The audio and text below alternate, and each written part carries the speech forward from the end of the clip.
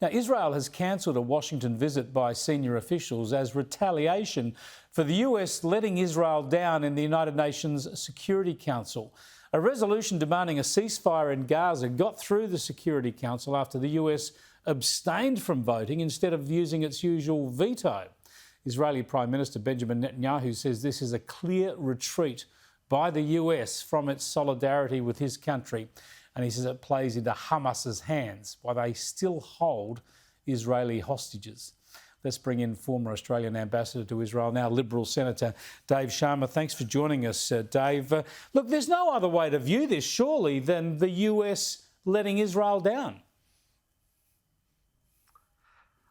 Look, I'd say this is a complicated picture, but I'd say that, interestingly enough, or strangely enough, both Netanyahu and Biden have a degree of domestic political interest in having a bit of a difference of opinion over these issues. But I think it is a change in normal US policy, but I think the fundamentals of US support for Israel, defence assistance, military assistance, and vetoing any hostile resolutions will be maintained. I mean, I think it is a change of position, but it's a pretty modest change of position.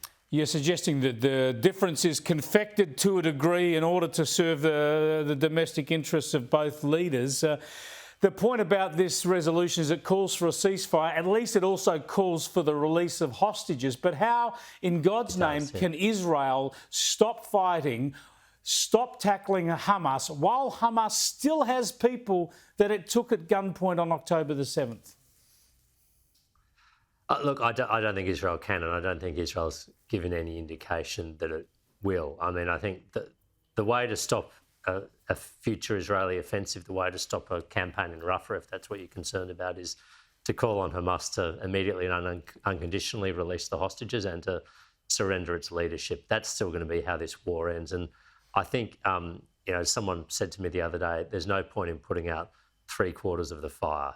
If you've still got Hamas battalions in Gaza, wherever they are, they need to be dealt with, because that's the only way that Hamas will be eliminated, and that's the only way we'll get humanitarian assistance in at scale, and that's the only way that we'll have a more hopeful future for Palestinians and Israelis. Yeah, absolutely. It's astounding that that's not the focus. The international community should be demanding Hamas release hostages to try and bring this to an end. Instead, we keep the international pressure is on Israel to essentially let Hamas off the hook. It is extraordinary.